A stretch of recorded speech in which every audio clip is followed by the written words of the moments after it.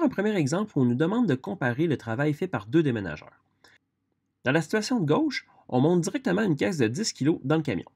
Dans l'exemple de droite, on utilise un plein incliné. Dans les deux cas, le camion est à 1,5 m de hauteur. Alors, on va commencer par la gauche, qui est plus facile. Alors, pour mesurer le travail, on va faire notre petite formule. Le travail est égal à la force du déménageur fois le déplacement. Ici, la force du déménageur, on l'a noté FA. Comme la caisse ne semble pas accélérer, j'imagine qu'elle est à l'équilibre. Ça veut dire qu'elle monte à vitesse constante. On sait qu'à l'équilibre, les forces s'annulent, donc la force du déménageur qui monte doit être égale au poids de la caisse. C'est pour ça, tu peux voir là, dans le petit dessin qu'on a là. Donc ici, je peux dire que la force du déménageur est égale à masse fois accélération gravitationnelle.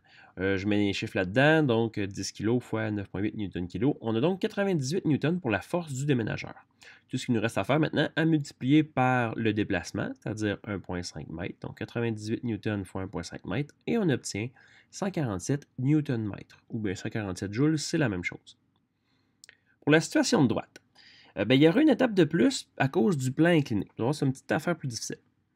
Donc, le travail, c'est encore la force du déménageur fois le déplacement. Cette fois-ci, la force du déménageur, là, je l'ai noté FB.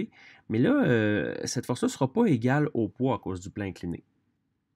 Donc, d'après mon DCL, la force du déménageur, elle va être égale à la composante en X du poids que j'ai mis en vert.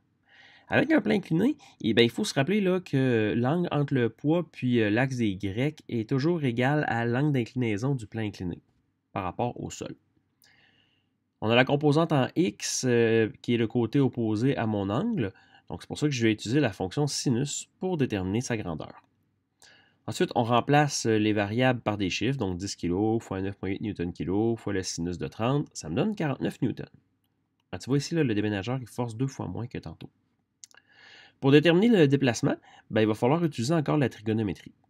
Donc, je ne sais pas si tu vois ici là, le triangle formé par le plan incliné, le sol puis le camion. Nous, on cherche l'hypoténuse de ça ici, la longueur du plan incliné. On connaît la longueur du côté opposé. En fait, c'est la hauteur du camion, 1,5 m. Alors, par la fonction sinus, on détermine la longueur du plan incliné puis on arrive à 3 mètres. Donc, on peut enfin calculer le travail. On va faire tout simplement là, la force, 49 N, fois le déplacement, 3 mètres, et on obtient 147 Nm. Est-ce que tu penses que c'est un hasard? Eh bien non.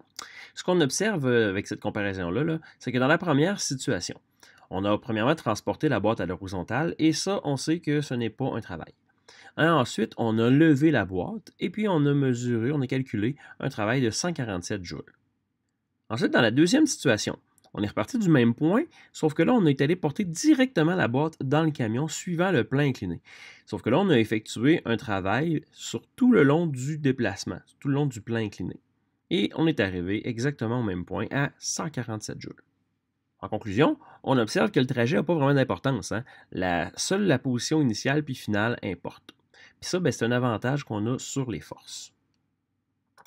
On peut aussi constater que le plan incliné, ça nous permet d'effectuer le même travail, 147 joules, en forçant moins. Donc, dans la situation B, on a forcé avec 49 N au lieu de 98 N. Par contre, on force sur une plus grande distance.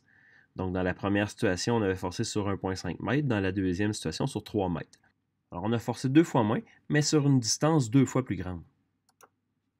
En fait, le plan incliné, c'est une machine simple, là, comme la poulie ou le palan. Puis ces machines simples-là, en fait, ils nous permettent d'exécuter un travail en diminuant la force nécessaire. Par contre, on va forcer sur une plus grande distance. Donc, par exemple, là, si tu as une poulie qui te permet de réduire de 2 fois ta force, si tu veux lever un objet de 1 mètre de haut, il va falloir que tu tires 2 mètres de corde.